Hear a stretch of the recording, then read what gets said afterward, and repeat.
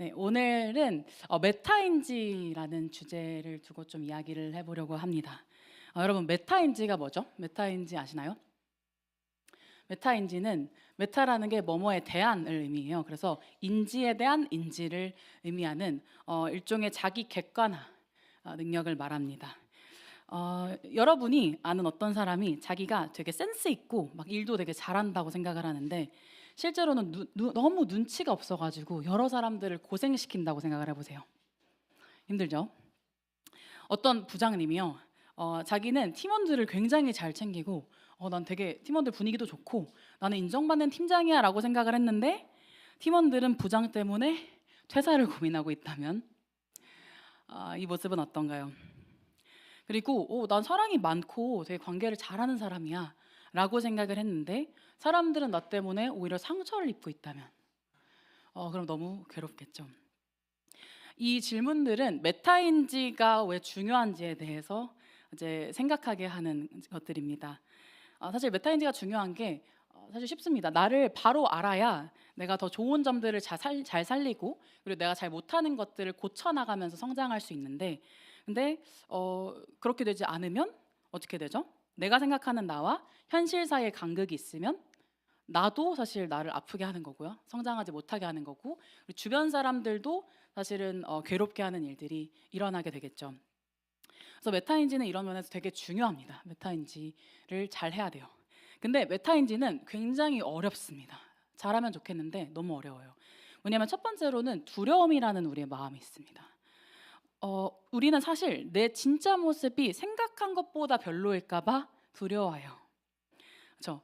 잘 생각해 보세요. 여러분도 다 그런 두려움이 있을 거예요. 내가 정말 내 모습, 진짜 모습이 드러나면 그 나를 마주하기 어려울 것 같다라는 생각이죠. 제가 이번 주에 그 신방을 하다가 이게 어떻게 개연성이 있는지 모르겠는데 신방을 하다가 갑자기 인바디를 하게 됐어요. 그래서 어, 그 궁금하신 분은 저에게 찾아와서 물어봐 주세요. 신방을 하다가 인바디를 하게 됐는데 뭐 이제 비싼 기계라고 해가지고 뭐 해볼까 말까 약간 이러다가 이제 해봐야겠다 해서 이제 했는데 체중계 참 올라가는 게 어렵더라고요. 저는 나름 살을 뺐다 생각했는데 제가 이전에 제 막 체중을 막 말하고 다녔거든요. 근데 사람들이 실족해가지고 얘기하지 말라고 절대 막 그랬는데 좀 빠졌다 생각했는데 이제 뭐 좋지 않더라고요. 여러분 표정이 더 지금 민망한 느낌. 근데 뭐 좋은 것도 있었습니다. 제가 근육이 많대요. 뭐 이미 보이죠, 그렇죠? 근육이 거의 남자 수준으로 많다고 합니다. 네, 그래서 제 체력이 좀 좋은 것 같아요. 근데 어쨌든 체중계 왜 이렇게 좋아해? 체중계에 올라가기를 두려워하는 그 마음, 다른 사람들의 피드백을 받기 어려워하는 그런 마음, 그런 두려움이 우리 안에 있죠. 그리고 무능의 영역도 있습니다. 왜 메타인지가 어렵냐? 무능하기 때문에 그래요. 남의 흠은 우리가 기가 막히게 잘 찾죠. 그렇죠? 남의 그 티끌은 우리가 정말 잘 찾습니다. 근데 이상하게 우리 자신에 대해서는 너무도 관대해요. 우리 자신 안에 들보가 있으면서도 그거를 절대 보지 못하는 거죠. 심리학에서는 이걸 더닝크루거 효과라고 얘기를 하더라고요. 어떤 거냐면 능력치가 낮은 사람은 자신의 능력을 더 과대평가한다라는 어떤 인지 편향입니다. 그러니까 뭐 이제 소위 말해서 모르면 용감하다 이런 이제 말인 거죠. 그래서 메타인지는 참 어렵습니다. 두려움 때문에 그리고 우리의 무능함 때문에. 근데 왜 이야기를 제가 하고 있을까요? 이야기를요. 왜냐면 오늘 읽은 부분이 이제 요한계시록이잖아요. 근데 요한계시록의 그 7교회를 향한 편지 부분이 이제 그 3장에 나타납니다. 근데 그 3장에서 그 예수님 편지의 일부분의 내용이 오늘 본문이에요. 근데 오늘 읽은 부분이 그 라오디게아 교회에 대해서 이야기를 하죠. 근데 이 메타인지의 영역이 라오디게아 교회 상황과 그들이 처한 상황과 되게 밀접하기 때문에 오늘 이 이야기로 좀 시작을 해봤습니다. 그들은 그들 자신을 잘 안다고 생각을 했지만 예수님은 사실은 그들이 자기 자신을 모른다고 말씀을 하시죠. 그래서 오늘 저는 성경 본문과 그리고 도르트 신조를 통해서 어그러진 우리의 메타인지 그리고 주님의 처방을 좀 살펴보려고 합니다. 그리고 라오디게아 이 교회 당시의 사람들과 지금 우리가 살아가는 이 시대가 어떻게 또 연결되는지도 살펴보도록 하겠습니다. 첫 번째는 일단 왜곡된 자기 인식이라는 주제로 얘기를 해볼게요. 17절을 보면은 이렇게 말씀이 적혀 있습니다. 17절 내가 말하기를 나는 부자라 부요하여 부족한 것이 없다. 라오디게아 교회는 자기 자신을 어떻게 인식하고 있었을까요? 이렇게 인식하고 있었어요. 엄청난 자부심, 자신감. 스스로에 대한 평가가 뭐죠? 나는 부자다라는 평가였어요. 난 부자다. 난 많은 것들을 가졌다. 근데 여기서 재밌는 게 이 본문에서 그 말하기를이라고 돼 있잖아요. 그러니까 생각하기를이 아니라 말하기를이라고 돼 있거든요. 그래서 이 부분에서 어떤 주석이 이런 얘기를 하더라고요. 그러니까 라오디게아 교회 사람들은 속으로만 나는 부자라고 생각했던 게 아니라 실제로 그것을 말로 표현하면서 자랑하고 다녔다고요. 그러니까 이게 정말 대단한 자신감을 가지고 살아갔던 거죠. 근데 이게 사실 이제 우리가 자신감을 가져도 이제 근거가 없으면 좀 되게 초라해 보이는데 근거가 또 있으면 다르잖아요. 근데 이들이 가진 그 자신감은 막연한 근자감이 아니었어요. 라오디게아의 상황이 어땠냐면요. 라오디게아는 그 지역은요. 내적으로 당시에 최고의 부를 누리고 있는 상황이었습니다. 당시 소아시아 최고의 금융 허브, 그러니까 은행업이 되게 많이 발달했어요. 그래서 금융 허브이기도 했고요. 오늘날의 약간 월스트리트 같은 그런 곳이었던 거죠. 그리고 또 두 번째로는 최고급 검은 양모의 생산지로 되게 유명했습니다. 검은 양의 모요. 그래서 명품 패션의 중심지라고도 할 수 있는 그런 지역이었어요. 그리고 또 의료 기술이 굉장히 발달했습니다. 특히 프리기아라는 안약이 되게 유명했대요. 그래서 전 세계적으로 그걸 수출하기도 했다고 합니다. 그러니까 이 지역을 생각했을 때 경제 그리고 산업 그리고 의료 이 모든 부분에 있어서 그러니까 뭐 하나 빠질 것이 없는 그런 지역이었던 거죠. 엄청나게 부유한 지역이었던 거죠. 이들의 그 자신감을 보여주는 한 예가 있습니다. 그러니까 AD 60년 때 큰 지진이 발생해서 이 도시가 폐허가 된 적이 있다고 해요. 근데 그때 이제 로마 황제가 재난 구호를 이제 해준 거죠. 그러니까 도와주겠다라고 이제 손을 내민 거죠. 근데 그때 이들이 그것을 거절합니다. 그러니까 사실 엄청나게 많은 돈을 줬을 거 아니에요. 재난 구호로. 근데 그걸 거절합니다. 왜냐하면 이들은 외부 도움 없이도 자체적으로 충분히 할 수 있다 생각했거든요. 그리고 실제로 정말 그 외부의 어떤 도움 없이 자체적으로 도시를 재건합니다. 엄청나게 대단한 방식으로 재건을 해요. 그러니까 그만큼 엄청나게 자신감이 있었던 거죠. 그리고 그뿐 아니라 외적으로도 어떤 압력이나 위협이 없었어요. 그러니까 다른 교회들 같은 경우에는 뭔가 이단의 위협도 있고 그리고 뭔가 핍박도 있었는데 이 교회에는 그런 것들이 없었어요.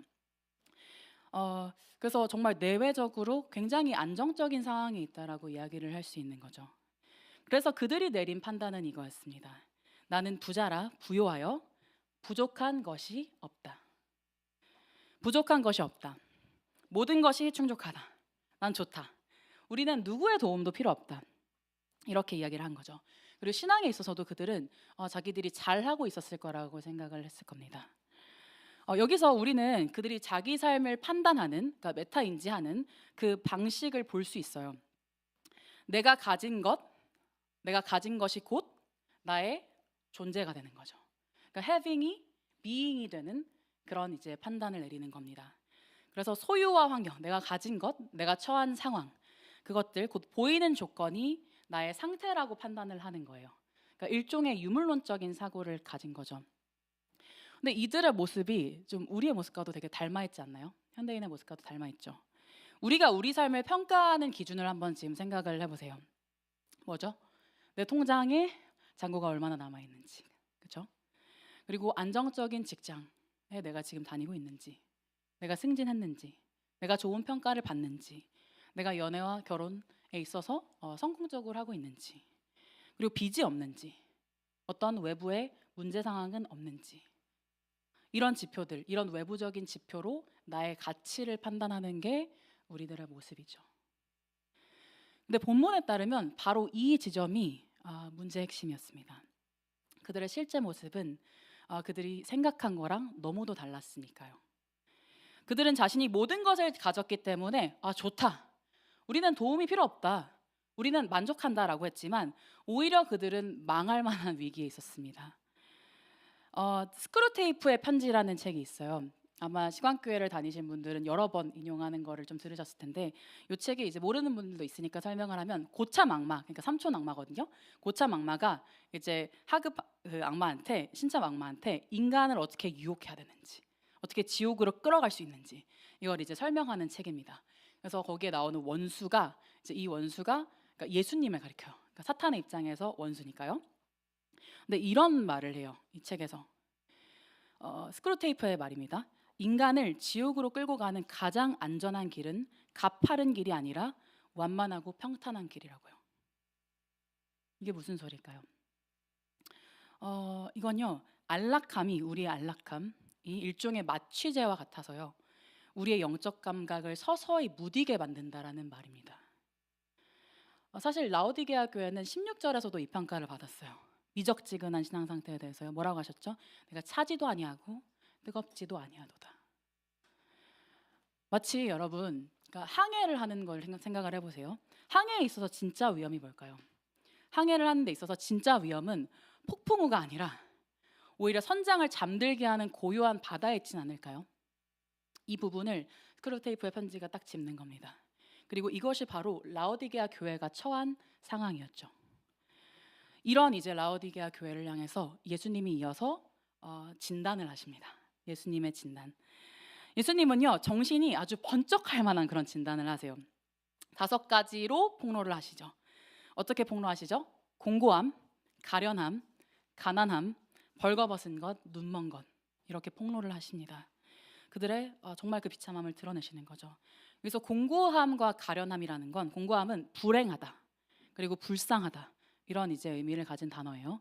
그리고 가련하다라는 건 큰 수치를 당한 혹은 체면을 잃은, 이런 이제 의미를 가진 단어입니다. 그러니까 굉장히 극단적인 표현이죠. 그러나 그들의 현실이 실제로 이랬다라는 것을 예수님이 진단하시는 거예요. 더 구체적으로 예수님은 그들의 모습이 어땠는지를 말씀하십니다. 3가지로 그 다음 얘기를 하시죠. 근데 이게 참 재밌는 게 그들이 가진 그 자부심의 핵심을 아주 정밀하게 그리고 정교하게 찔러서 말씀을 하십니다. 3번째가 뭐죠? 이들이 가난하다라는 거죠. 금융도시인데, 그래서 부를 누리고 있는 도시인데 이들이 가난하다라고 말씀을 하시는 겁니다. 이건 그들이 영적 파산에 있었다라는 거예요. 세상의 계좌는 꽉 차 있을지라도 정말 그 하늘의 은행 계좌는 잔고가 하나도 없었다라는 거죠. 그러니까 무한한 그 하나님을 놓쳤기 때문에 이들의 실제 모습은 이랬던 거죠. 이건 마치 굉장히 충격적이죠, 그렇죠? 마치 실리콘밸리의 지금 거대 어떤 테크 기업에게 넌 지금 망했어, 너 빈털털이야, 이렇게 얘기하는 것과 마찬가지인 셈입니다. 2번째로는 패션의 중심지 그리고 최고급 양모를 생산하는 그 지역에게 너희는 벌거벗었다, 이렇게 얘기를 하십니다. 그러니까 화려한 옷을 입었어요. 엄청 화려했겠죠. 검은 양모, 화려한 옷을 입었지만 정작 그들의 수치를 가릴 만한 의가 전혀 없었던 상태를 말합니다. 이건 구약에서 사실 벌거벗은 수치라는 이 단어, 이 표현이 종종 나오는데, 이 단어를 하나님께 사용하실 때는 우상 숭배하는 이스라엘을 정죄하실 때 이 표현을 사용하세요. 그러니까 라오디게아 상황이 어땠냐면요, 이들이 경제적인 이득을 얻기 위해서 일종의 약간 그런 협동조합 같은 거에 참여를 했던 거죠. 길드에 참여를 했던 거죠. 근데 그 길드에 참여할 때 그들은 황제 숭배라는 것에 있어서 타협을 했어야 됐습니다. 그러니까 이들의 이 상황, 내가 나를 버리고 정말 세상과 가늠한 이것에 대해서 예수님이 지적을 하시는 겁니다. 그리고 3번째는 의료의 도시, 최고의 안약으로 명성을 떨치는 이 도시에 넌 눈이 멀었다, 이렇게 얘기를 하시는 거예요. 이것이야말로 정말 아이러니의 절정이죠, 그렇죠?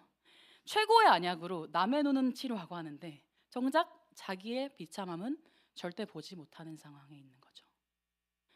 티끌은 보면서 내 안의 들보는 보지 못하는 겁니다. 이들의 모습은 아까 제가 얘기했던 그 심리학 용어 더닝 크루거 효과의 정말 완벽한 예시입니다. 자긴 대단하다고 생각했지만 실제로 그렇지 않았던 거죠. 이것은 이들이 완전한 파산 상태에 있다라는 걸 말함과 동시에 이들이 얼마나 자신에 대해서 무지했는지를 이야기를 해줍니다. 얼마나 무감각했는지. 마치 여러분 벌거벗은 임금님 그 동화 다 보셨죠, 그렇죠? 벌거벗은 임금이 자기는 정말 세상에서 가장 화려한 옷을 입고 있다라고 생각했지만 실은 벌거벗고 있었던 것처럼, 그리고 두꺼운 화장을 계속해서 반복해서 하다가 나는 정말 이런 모습인 줄 알았는데, 근데 사실은 화장을 지우면 민낯, 너무 추하고 너무나도 초라한 민낯으로 있는 것처럼 그들의 상태가 그러했다는 거죠. 그 무감각함 속에서 여러분, 그들은 세상을 손에 쥐었다라고 생각을 했지만 사실 세상이 그들을 선하기에 쥐고 있었던 겁니다. 제가 이전에도 여러 번 인용했던 부분이라서 오늘 생략하려고 했는데 그래도 조금 새로 오신 분들도 있을 테니까 나누자면 아까 말했던 그 스크루테이프의 편지에 이런 또 인용이 있어요. 제가 읽어드릴게요. 이와 반대로 풍요로운 중년기를 보낼 경우에는 우리의 입지가 한층 더 확고해진다. 그러니까 환자, 어떤 한 사람에 대해서 얘기를 하는 거예요.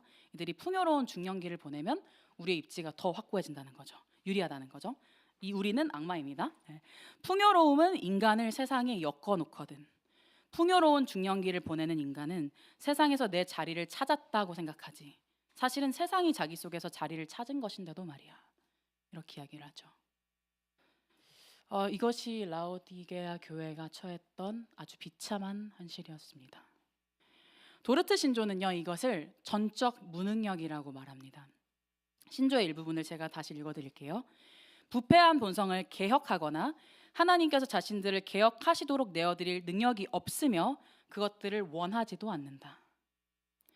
그러니까 자기 자신을 보지 못할 뿐더러 자기를 진짜 변화시켜야 되는 대상으로 바라보지도 않는다는 거죠. 그리고 진짜 변화하는 그 자리에 내어주지도 않는다라는 얘기를 하는 겁니다. 근데 여러분, 이게 라오디게아 교회만의 문제였을까요? 이 죄성이 도대체 어디로부터 온 걸까요? 역사상에 그 누구보다도 부요했던 한 사람이 있습니다. 바로 아담입니다. 아담은 정말 부자였어요. 부자 아담이죠. 거의 일론 머스크 저리 가라였을 겁니다. 에덴 동산 모두가 그의 땅이었어요. 어디든 뛰어다닐 수 있었습니다. 그리고 그는 정말 하나님의 사랑이라는 따스한 옷을 입었어요. 그 견고한 옷을 입었습니다. 그리고 온 곳이 정말 뭐 약재천지고, 그렇죠? 자원도 엄청나고, 그러니까 대단한 부자였죠. 그리고 외부로부터의 공격, 고통 이런 거 없었습니다. 이 모든 게 사실 하나님의 것이었는데 하나님이 그를 사랑하셔가지고 그에게 전적으로 다 주신 것이었죠. 근데 아담이 어떻게 되죠? 계속 누리고 이게 당연해지고 하다 보니까 어느 순간 내가 누리고 있는 것들에 대해서 이렇게 생각을 하기 시작한 거죠. 주신 분이 있다라는 생각을 하기보다, 주신 분을 바라보기보다 그가 주신 그냥 그 선물만 보게 되는 겁니다. 마치 우리 부모가 자녀에게 선물을 줄 때 보통 아이들이 부모를 바라보고 기뻐하잖아요. 근데 어느 순간부터 손만 바라보는 겁니다. 그 위에 뭐가 놓였는지만 바라보는 겁니다. 그 안락함 속에서 그는 모든 것이 자기 손으로 이룬 줄 아는 그런 착각에 빠졌습니다. 그리고 자기를 신이라고 여기게 되었죠. 자기를 하나님이라고 여기게 되었죠. 그것이 바로 어그러진 메타인지의 시작이었습니다. 그가 하나님을 떠나니까 그가 정말 모든 만물을 합한 것보다 그 귀하신 그 모든 것의 원천 되시는 하나님을 잃고 빈털터리가 되었습니다. 가난한 자가 되었습니다. 마치 7살짜리 아기가 나는 엄마 아빠가 준 거 이 정도면 너무 좋은 것 같아 이러면서 나 혼자도 충분히 살 수 있을 것 같아 이러면서 집을 나가면 어떻게 되죠? 그러면 그냥 가난해집니다. 살 수 없어요. 마치 정말 아기가 집을 떠난 것처럼요. 아담은요 하나님의 사랑을 입어서 원래는 한 톨의 수치도 가진 것이 없었지만 죄를 짓고 나서는 벌거벗겨진 듯한 수치를 경험하게 됩니다. 마치 한없이 사랑했던 사람을 두고 바람을 핀 사람의 마음과 같은 거죠. 그리고 그는 선악과를 먹고 눈이 밝아졌다라고 표현이 돼 있거든요. 창세기 3장에.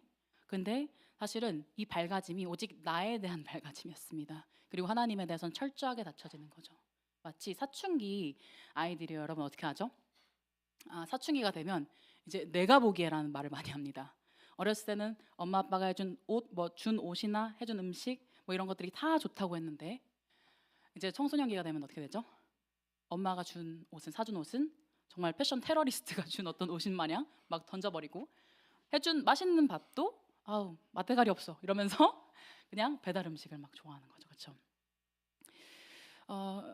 그리고 성경은 이 부패한 조상 아담이 부패한 후손들을 낳았다고 말을 합니다. 도르트 신조는 이것에 대해서 악한 본성이 유전되었다라고 이야기를 하죠. 라오디게아 교회도 그 유전 안에 있었습니다, 여러분. 그리고 우리도 그 유전 안에 있어서 그 후손이 되었죠. 우리가 우리를 판단하는 방식이 어떤가요? 돈, 주식, 내가 입는 옷, 내가 매력적인 성격인가? 내가 사람들과 좋은 관계를 구축하고 있는가? 내가 건강이 괜찮은가? 나의 라이프 스타일은 좀 사람들이 보기에 꿀릴 만한 것이 없는가? 혹은 타인에게 나는 피해를 주지 않고 상식적으로 행동하고 있는가? 종교적으로는 나는 예배에 늦지 않고 교회를 잘 섬기고 꽤 괜찮은 신앙생활을 하고 있지 않는가? 이 질문들이요, 우리의 자존심을 받들고 있는 무언가입니다. 늘 이런 지표들로 우리의 삶의 가치를 우리는 평가하죠. 정말 떼돈을 벌고 명품을 휘둘러야만 라오디게아 교회와 같은 것이 아닙니다. 이 정도면 난 괜찮은 사람이지 라고 하는 여러분의 삶의 영역. 난 나름대로 잘 살고 있어.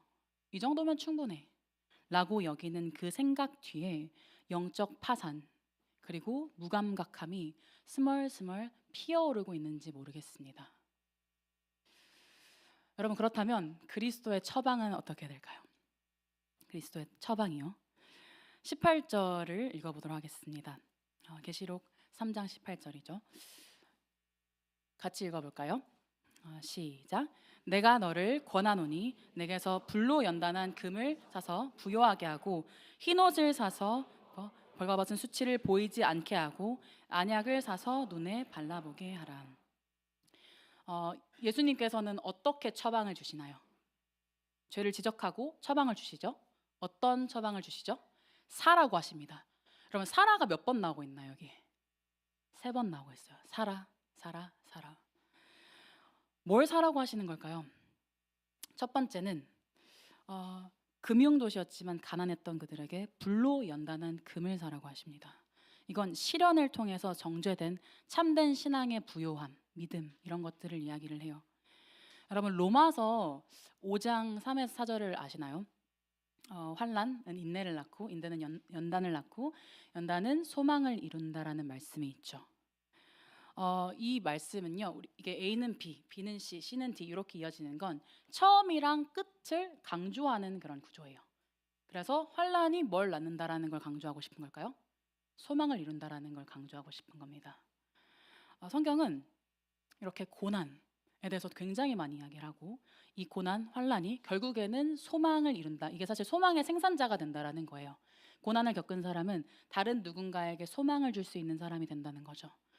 이런 소망에 대해서 얘기를 하는데 이 말씀 그리고 이 불로 연단한 금, 이 고난에 대한 얘기는요, 이런 의미입니다. 고난 중에 더욱더 하나님께 매달림으로써 우리가 더 단련될 수 있다 라는 의미이고요. 그리고 더 나아가서요, 이런 말씀이기도 해요. 너희가 제대로 깨어 있다면 너희 삶에 고난이 없을 수가 없다, 이 얘기를 하는 겁니다.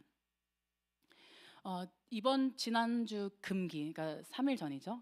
2일 전이죠. 그 금기 때, 금요기도회 때 이기준 목사님께서 설교를 해주셨는데 이런 말씀을 해주셨어요. 그러니까 우리의 마음의 편안함이 어쩌면 침체의 증거일 수도 있다.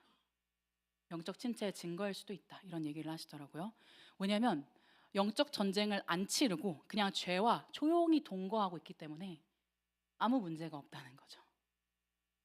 오히려 정말 깨어있는 사람은 매 순간이 굉장히 예민하고 민감하고 괴로울 수 있다라는 얘기를 해주셨어요. 이것에 대해서 얘기를 하는 겁니다. 정말 우리가 깨어있다면 우리 눈앞에 있는 영적인 전쟁이 보일 수밖에 없고, 그리고 우리가 계속해서 이 죄가 많은 이 세상 가운데 치열하게 살아갈 수밖에 없음을 말하는 거죠. 그래서 예수님은 지금 이 안락함에 마취되어서 영적으로 어두워진 이들에게 다시 일어나 싸워라, 고난을 통과하면서 진짜 부요함을 되찾으라 라고 말씀을 하시는 겁니다. 두 번째로 예수님의 처방은 뭘까요? 패션의 중심지인 도시였고 그런 교회였지만 벌거벗은 이들에게 흰 옷을 사라고 말씀하십니다. 여기서 색깔의 대비가 보이시나요, 여러분? 뭐죠? 제가 아까 어떤 게 되게 유명했다 했죠? 검은 양모죠, 그렇죠? 검은 양모, 이들의 사치의 어떤 대표. 네, 이 검은 양모를 자랑하던 이들에게 수치를 가리는 흰 옷을 사라고 말씀하시는 거예요. 그러니까 우리의 정말 그 죄악으로 덮여진, 사실 그 화려한 것을 두르고 있지만 그 화려함 이면에 있는 그 죄, 하나님을 떠나고 하나님 없이 잘 살아가고 있는 그 모습을 그리스도의 그 흰 옷, 그리스도의 의로 덮으라는 것이죠. 마치 가늠한 신부에게 하얀 웨딩 드레스를 다시금 맞춰주는 것과 같습니다. 세 번째는 뭐죠? 의료의 도시, 그러나 눈먼 이들에게 안약을 처방해 주십니다. 이 안약은 성령의 조명을 이야기를 해요. 성령께서 조명해 주시는 거요. 여러분, 성령께서 하시는 일이 뭔가요? 성령께서는 눈을 뜨게 하십니다. 진짜 현실을 보게 하세요. 우리의 죄를 보게 하시고요. 그리고 이 세상에서 우리가 눈을 감아서 보지 못했던 그 하나님을 보게 하십니다. 빛을 비추셔서요, 마치 여러분 어두운 방에, 여러분이 어두운 방에서 막 어떤 현금 다발 같은 거를 쥐고 있다고 생각을 해보세요. 막 이러면서 난 돈이 엄청 많아, 와 이렇게나 많은 내가 돈을 쥐고 있어 라고 생각을 했던 거죠. 근데 성령께서 조명을 해주시면 불이 탁 켜져서 어떤 걸 알게 되냐면요, 까보니까 그냥 유희왕 카드인 거예요. 돈도 아니고 그냥 유희왕 카드인 거예요. 너무 오래됐나요? 유희왕 생각나는 게 그거밖에 없어서 어쨌든 진짜 실제로 어떠한 가치도 없는, 정말 진정한 화폐에 비해서는 정말 무가치한 것을 손에 쥐고 있었다라는 것을 알게 된 거죠. 혹은 이런 것들을 깨닫게 하시죠. 전쟁터에서 혼자 구석에서 자고 있었던 거예요. 근데 깨우십니다. 그래서 눈 앞에 있는 그 치열한 전쟁의 현실을 보게 하시고 나가서 싸우게 하시는 거죠. 네, 여러분, 요 세 가지를 사라고 하셨잖아요. 근데 잘 생각해 보세요. 사라고 하시는데 이게 되게 역설적이지 않나요? 왜냐면 아까만 해도, 이 전절만 해도 예수님이 뭐라고 하셨죠? 너희는 파산했다, 너희는 통장에 아무것도 없다, 이렇게 말씀을 하셨단 말이에요. 근데 사라고 하시니까 이건 좀 말이 안 되잖아요. 돈이 없는데 어떻게 사요?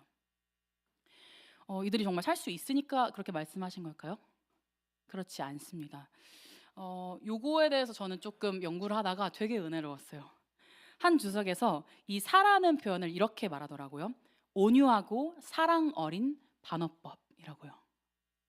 여기에는 예수님의 두 가지 배려가 숨어 있습니다. 첫 번째는 눈높이를 맞추는 사랑이에요. 상대방의 언어로 말씀해 주시는 거죠. 라오디게아는 당시 금융과 무역 발달된 도시라고 했죠, 그렇죠? 그러니까 그들은 어떤 거래 용어들에 굉장히 익숙했을 거예요, 그렇죠? 근데 만약에 그들이 전혀 사용하지 않는 단어 혹은 익숙하지 않은 것으로 얘기를 했다면, 예수님이요, 그럼 그들은 뭔가 와닿지도 않고 이게 어떤 걸 의미하는 거지? 라고 뭔가 질문을 했을 수도 있을 것 같아요. 근데 예수님은 그들이 가장 잘 알아듣는 삶의 언어, 곧 거래 방식으로 말씀을 해주시는 거예요. 이런 거죠. 너희 장사 잘하지? 어떻게 하면 이익이 남는 거래를 할 수 있는지에 대해서 들을 준비가 된 사람들이지. 그렇다면 나랑도 거래하자. 너 이거 사볼래? 이렇게 말씀하시는 거죠. 실제로 이 권한원이라는 단어, 심불리오라는 단어인데, 이 단어가 카운슬링의 의미도 가집니다. 그러니까 올바른 투자에 대해서 조언하는 이 말씀이라는 거죠. 그러니까 진짜 부유함을 위해서 너희가 투자를 해볼래? 이렇게 말씀하시는 겁니다. 두 번째는 예수님이 왜 사라고 하셨냐면 그들의 자존심과 체면이 상하지 않도록 하시는 겁니다. 여러분, 이렇게 말씀하셨다면 어땠을까요? 너희 아무것도 없잖아. 야, 너희 빈털털이잖아. 그러니까 그걸 해. 그냥 받아. 내가 줄게. 이렇게 말씀하셨다면 어떨까요? 그러면 아마 그들의 마음이 닫혀버리지 않았을까요? 그 메시지, 좋은 메시지는 들리지 않고 그냥 마음이 닫혀버렸을 겁니다. 저도 그런 경험이 생각해보니까 있어요. 사실 받는 거라는 게 정말 쉽지 않잖아요, 그렇죠? 뭔가 받는다라는 건 내가 그 순간 을이 돼버린 느낌이 있죠. 그러니까 제가 언제 한번 그 결혼 준비를 하고 있을 때 그 어떤 분이 이제 구제지정원을 헌금 얘기 나왔잖아요. 그거를 해주셨어요, 저한테. 그래서 이제 어쨌든 어느 금액을 해주셨는데, 근데 이제 그거를 받고 너무 감사한 마음도 있었죠. 그래서 너무 와, 어떻게 나를 이렇게 생각해 주시고 이렇게 또 보내주시지 하는 마음도 있었는데, 또 한편으로 이 죄악된 마음이 스멀스멀 내가 돈이 없나? 이렇게 생각하고 있더라고요. 창피한 거니까 여러분 좀 이해해 주세요. 그런 마음, 그러니까 우리의 마음이죠. 내가 너 줄게, 도와줄게라고 했을 때, 나 도와줘라고 선뜻 말하지 못하는 우리의 마음 있잖아요. 자존심 세우고 싶어하는 그 마음. 근데 예수님은 그 마음을 너무도 잘 아시는 거예요. 그래서 너희가 가진 것을 나에게 주렴. 그리고 나의 것과 교환하자. 무시하는 방식이 아니라 아주 섬세하게 그 인격을 존중하시면서 그들에게 처방을 해주시는 거죠. 근데 여러분, 그러면 우리가 정말 내놓을 게 있다라는 말인가요? 우리가 뭘 드릴 수 있나요? 우리가 드릴 수 있는 좋은 것은 없습니다. 근데 드릴 수 있는 게 있어요. 뭐죠? 예수님이 내놓고 내가 줄게라고 했을 때 나한테 줘라 한 건 뭐죠? 바로 그들이 자랑했던 것들, 스스로 부유하다 여겼던 그 교만을 드리라고 하는 겁니다. 그들의 교만과 예수님의 겸손을, 그들의 더러움과 예수님의 그 정결함을 교환하자고 얘기하시는 거죠. 결국 산다는 게 뭘까요, 여러분? 살아 할 때 산다라는 게 뭘까요? 곧 나의 빚더미와 나의 추함과 그분의 보화, 그분의 정말 그 아름다움과 영광스러움을 바꾸자는 것, 그리고 항복하고 도움을 구하는 것, 곧 믿으라는 것이에요. 믿음을 가지라는 말인 거죠. 제가 이제 이번 주 금요기도회 때 이제 그 전에 이렇게 임원단이랑 밥을 먹고 있었는데, 임원단의 한 지체가 저한테 이제 이런 얘기를 하더라고요. 기도 제목을 나누면서 제가 요즘 하나님과의 관계가 매우 좋지 않습니다. 이렇게 얘기를 하는 거예요. 그래서 무슨 소리지? 그래서 이제 무슨 일이야? 이렇게 물어봤어요. 근데 사랑에 대해서 이제 설교를 듣고 내가 그냥 무조건적으로 사랑받는 게 너무 힘들다는 거예요. 내가 드릴 수 없고 드릴 것이 없는 게 너무 힘들다는 거예요. 그러니까 기브앤테이크에 너무 익숙해진 거죠. 이 세상의 그 사랑의 원리예요. 그러면서 내가 이제 어떻게 해야 되는지 모르겠다. 난 정말 계속 난 뭔가를 해서 입증하고 그래서 사랑받고 싶다라는 거예요. 그래서 어떻게 해야 될지 모르겠다라는 게 그 친구의 고민이었는데, 근데 실제로 정말 믿음이라는 게 이렇게 어려워요. 죄인들한테는 진짜 어렵습니다. 그래서 하나님의 은혜인 거예요. 믿음이 우리 안에 생기는 것도요. 어떻게 할지 모르겠는 분들에게 말씀을 드립니다. 어떻게 해야 될까요? 여러분의 죄를 드리면 됩니다. 여러분의 불의를 드리면 됩니다. 그 추한 모습 그대로 나아가시면 됩니다. 그것이 항복이자 믿음이 될 거예요. 그리고 그분이 얼마나 자비로우신지, 그리고 우리가 죄를 다 고백해도 그분이 얼마나 안전한 분인지를 안다면 우리는 그렇게 할 수 있을 겁니다. 본문은 그 예수님의 마음을 정말 정교하게 보여줘요. 이렇게 말씀하시죠. 무릇 내가 사랑하는 자를 책망하여 징계하노니. 그러니까 예수님은 지금 이 지적을 하신 게 그냥 화풀이를 하기 위해서, 그냥 너희 나빠 이러면서 막 거기서 쾌감을 즐기고 그런 게 아니에요. 사랑하시기 때문에 이 이야기를 하시는 겁니다. 그러니까 여러분, 예수님의 그 애절한 마음이 느껴지지 않나요? 사소 사라 라고 하는 이 말씀 가운데 저는 이런 마음을 생각하게 됐어요. 마치 탕자의 아버지가 탕자를 바라보는 마음인 거예요. 너희 왜 그러고 있어? 내가 널 얼마나 귀하게, 얼마나 영광스럽게 낳았는데, 내가 너를 얼마나 사랑하는데 왜 그렇게 추하게, 왜 그렇게 빈털터리로 있어? 왜 그렇게 비참하게 살고 있니? 이렇게 사랑하심으로 우리에게 말씀하시는 겁니다. 그분은 알량한 자존심을 그저 꺾어버리는 게 아니라 도리어 진심으로 배려하시면서 우리를 따스하게 부르십니다. 그리고 이분의 섬세한 사랑이 하나의 선명한 이미지로 이어지죠. 그게 바로 20절입니다. 같이 읽어보도록 하겠습니다. 계시록 3장 20절 같이 읽을게요. 시작. 볼지어다 내가 문 밖에 서서 두드리노니 누구든지 내 음성을 듣고 문을 열면 내가 그에게로 들어가 그와 더불어 먹고 그는 나와 더불어 먹으리라. 아멘. 이 말씀은 굉장히 아이러니합니다. 예수님이 지금 어떻게 계신다고 하죠? 문 밖에 서서 두드린다고 하죠. 조용히 두드리고 계십니다. 생각해 보세요, 여러분. 이 말씀이 익숙해서 우리는 그냥 두드리시는구나 라고 생각할지도 모르겠지만, 예수님은 인간이시자 어떤 분이시죠? 하나님이시죠. 하나님은 전능하신 분이십니다. 전지하신 분이십니다. 그러면 문 밖에 서서 기다리기보다 어떻게 하면 돼요?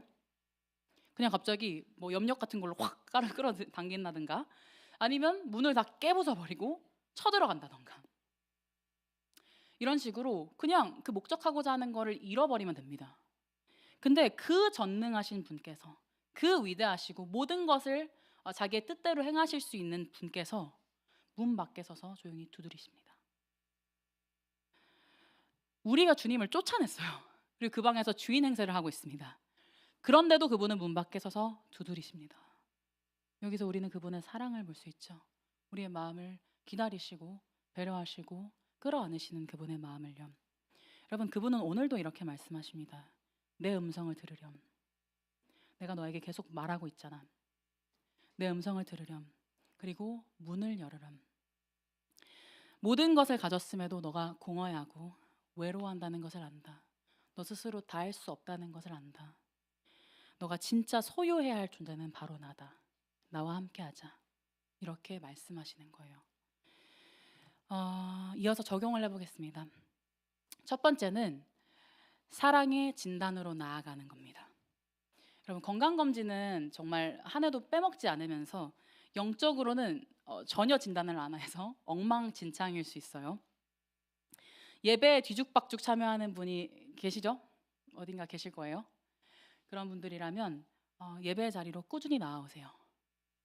여러분, 주일 한 번 안 나오는 게 되게 별것 아닌 것 같지만 우리가 정말 금방 무뎌집니다. 일주일에 6번을 사실 세상의 소리를 듣는 거잖아요. 그리고 한 번 사실은 주님의 목소리를 정말 진하게 듣는 시간이잖아요. 그러니까 여러분, 자기주도적으로 계속해서 주일을 보내고 내가 취사 선택해서 이건 하고 이건 안 할래 하는 방식이 아니라 주님이 여러분에게 필요하다고 여겨서 주신 것들을, 교회를 통해서 주신 것들을 충분히 누리셨으면 좋겠어요. 그래서 계속해서 진단의 말들을 듣고 여러분이 회복해 갔으면 좋겠습니다. 두 번째, 말씀과 기도를 안 하고 있다면 여러분 하십시오. 매일 말씀을 읽으면 무뎌질 수 있겠죠. 재미없고, 그렇죠? 그러나 우리가 매일 밥을 먹는 것도 그렇잖아요. 매일 밥 먹는 게 막 즐거우세요? 그럼 좋겠다. 그럼 너무 좋을 것 같은데 매일 밥 먹는 게 그렇게 즐겁지 않을 때도 있어요. 그러나 그것이 결국에 우리의 뼈와 살이 되는 거죠. 그러니까 계속해서 여러분 말씀을 먹으십시오. 그리고 열심을 내어서 회개하십시오, 여러분. 여기서 열심을 내다라는 게 끓다라는 거예요. 우리 물이 끓다라는 표현이에요. 이 끓다라는 건 아까 너희가 미적지근하거나 뜨겁지도 차지도 않구나라는 것을 저격하는 말입니다. 뜨겁게 결단하여서 다시금 내가 주님께 돌이키겠다라고 하셨으면 좋겠습니다. 그리고 공동체에 여러분을 두는 거예요.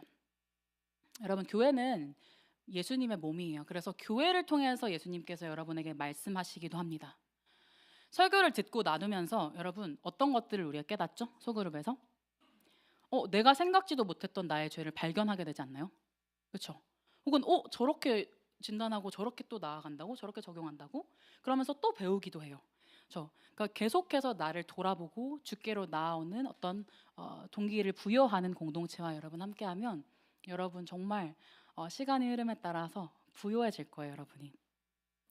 그리고 넘어가서 두 번째는 예수님의 섬세한 목양으로부터 배우는 겁니다. 여러분, 예수님이 지금 어떻게 이 라오디게아 교회에게 목양을 하시는지 되게 눈여겨서 봐야 돼요. 예수님이 지금 퉁쳐서 얘기하시나요? 너는 그냥 죄인이야. 그냥 얼버무려서. 아니죠. 예수님은 아주 구체적으로 말씀하십니다. 그래서 모호한 죄책감을 가지게 하거나 가스라이팅하지 않고 아주 구체적으로 나열하시고 구체적인 진단을 해주세요. 조장님들께 적용을 드립니다. 여러분, 조장님들, 조원들의 삶을 알아야 하는 이유가 바로 여기 있어요. 보통 우리가 이제 소그룹 하면 3나눔, 설교 나눔 이렇게 하죠. 그리고 3나눔은 약간 설교 나눔을 위한 하나의 도약 정도? 뭔가 어색하지 않게 흘러가기 위해서 요거는 해야 돼. 약간 요렇게 이제 생각하는 경우들이 있어요. 그리고 사실 이게 섞이면 가장 좋겠죠. 삶을 나누는데 막 복음을 나눠. 이러면 너무 좋겠죠. 근데 여러분, 삶을 정말 제대로 알아야 돼요. 조원들의 삶을 섬세하게 알아야 됩니다. 그들이 뭘 갈망하고 있는지, 어떤 것에 좌절하는지, 그래야 그들을 정말 소망으로 여러분 부를 수 있어요. 좋은 처방을 해줄 수 있는 거죠. 그래서 정말 우리가 모두 모양만 다를 뿐이지 다 파산자잖아요. 그것들을 듣고 같이 세워져 가는 겁니다. 그리고 조원분들도 다른 조원분들의 이야기를 구체적으로 듣고 소망을 전해줬으면 좋겠어요. 그래서 같이 이렇게 성장해 가는 공동체가 되면 참 좋겠죠. 그리고 기도하기요. 마지막으로는 기도는 여러분이 영적으로 어떤 상태인지를 알 수 있는 가장 좋은 하나의 진단 도구입니다. 여러분 기도를 지금 안 하고 있잖아요. 그럼 여러분은 라오디게아 교회와 아주 똑같은 상황에 있을지도 몰라요. 기도를 여러분 하고 계신가요? 그 기도하고 싶지 않은 당신에게라는 책, 제가 되게 좋아하는 책 있는데 그 책에 이런 말이 적혀 있습니다. 잘 들어주세요. 인류는 움직임을 멈추지 않을 때 진실을 무시하기가 가장 쉽다는 것을 알게 되었다. 인류는 타락하면서 조급함의 기술을 숙달했다.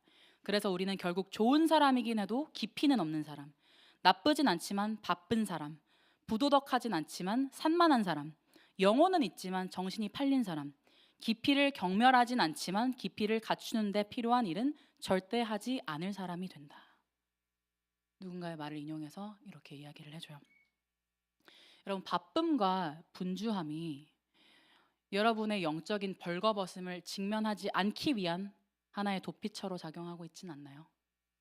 그럴 수 있어요. 저도 자주 그러거든요. 제일 바쁘면 기도부터 미뤄두는 거죠. 그러나 여러분 우리 같이 깊어졌으면 좋겠어요. 많은 것들을 하는데 정작 내면은 썩어가고 있는 게 아니라 정말 깊이가 성장하고 삶이 풍성해지는 기도를 통해서요. 그러면 좋을 것 같아요. 기도 제목이 정말 많습니다. 여러분 기도해야 될 제목이요. 여러분의 가정을 위해서도 기도하겠죠. 그리고 일, 그리고 여러분 자신의 영혼을 위해서도 기도해야 될 거고요. 여러분이 교회에 대해서 마음이 계속해서 있다면 여러분들은 조원들을 위해서도 기도할 겁니다. 그렇죠? 제가 이번 주에 어떤 분이 조원들 기도 제목이 단톡방에 이렇게 취합되면 그거를 하나씩 읽으면서 이렇게 기도를 한다고 하더라고요. 그래서 되게 감동을 받았어요. 조원 분이신데 너무 귀하더라고요. 근데 어쨌든 조원들을 위한 기도, 그리고 행사를 위한 기도들도 있죠. 리더 수련회, 청소년부, 겨울 수련회, 청년 3부, 그리고 교회 이사 아주 많습니다. 그래서 기도 속에서 우리의 무능과 무지를 그리스도의 전능과 전지로 교환하는 일들을 계속해서 해나가면 좋겠습니다. 여러분 지금도 지금 여러분 이 정도면 충분한데, 그리고 나 이 정도면 꽤 괜찮은데 라고 자신하면서 주님을 쫓아내버린 우리 삶의 영역이 있을 거예요. 그리고 예수님은 그 영역을 계속해서 두드리시면서 여러분을 기다리고 계실지 모르겠습니다. 전능하심에도 불구하고 사랑하시기 때문에 그 전능하신 손으로 부드럽게 우리의 마음의 문을 두드리시는 그분의 음성에 귀 기울이면 좋겠습니다. 그리고 우리의 삶에 진짜 있어야 할 분이 부재했음을 뉘우치고 문을 열어서 그분을 모시고 그분과 교제했으면 좋겠습니다. 그런 청년 이브가 되었으면 좋겠어요. 같이 찬양하겠습니다.